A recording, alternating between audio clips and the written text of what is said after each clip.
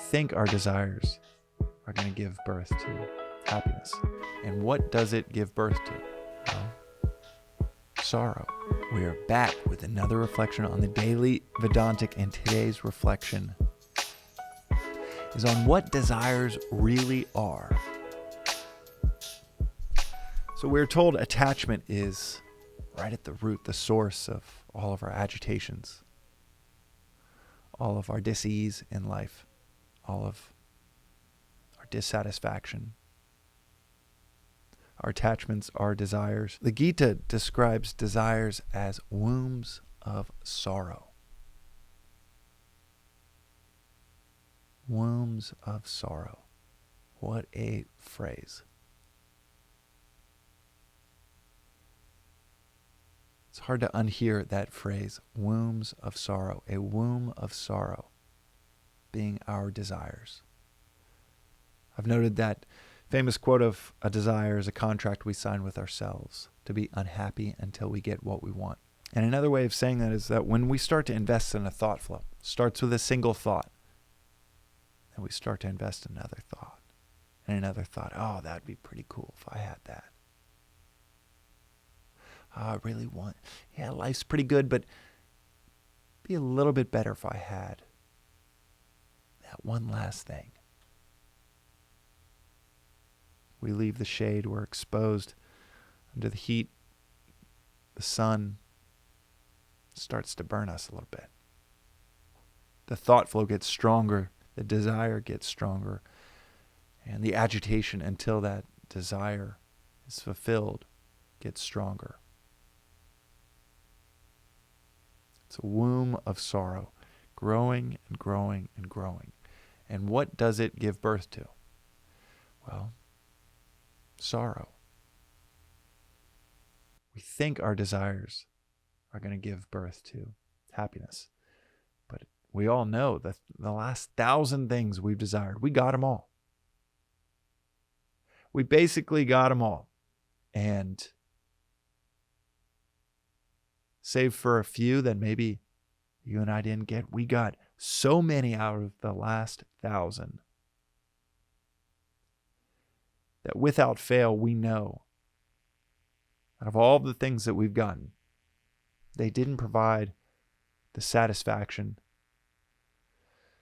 the cessation of agitation, the peace, the prosperity that we thought that they were going to provide. But we're so convinced the next one will. It's the missing piece. I did an episode on this called The Snares of 99.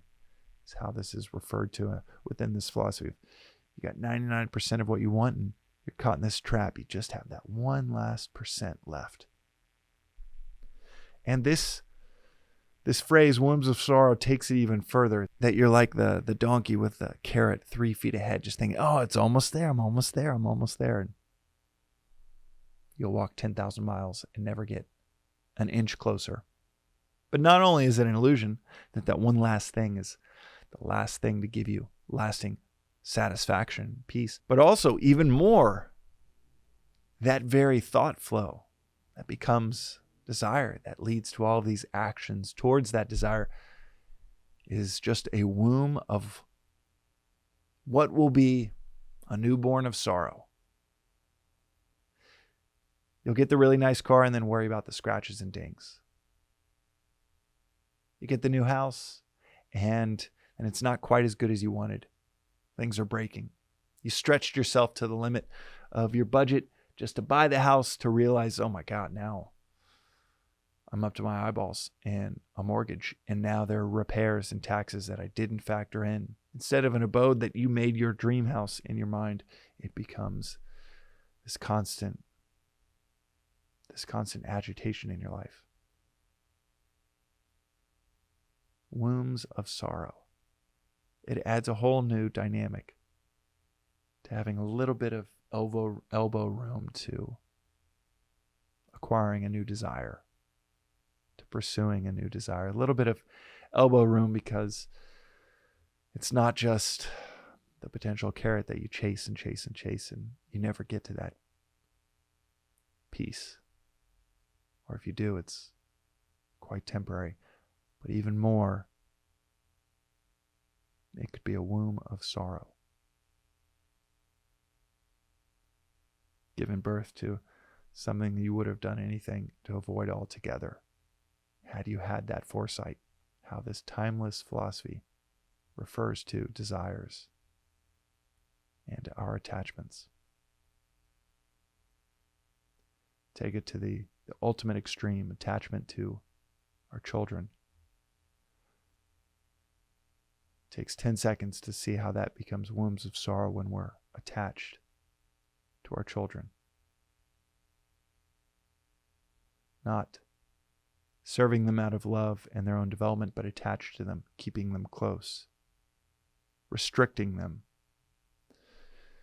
then leading to adversarial relationships, butting heads, not bonding, the opposite of bonding. We all know many examples of parent-child relationships as they age, as they grow older, where they're anything but peaceful and satisfying. Wombs of sorrow when we are overrun by desires and attachments, selfish pursuits and selfish preferences, instead of unselfish actions, pursuits, service, duty, obligation, sacrifice, generosity. Those are all the wombs of joy. Not desire, not selfish desire and selfish attachments. That's today's reflection. We'll see you next time.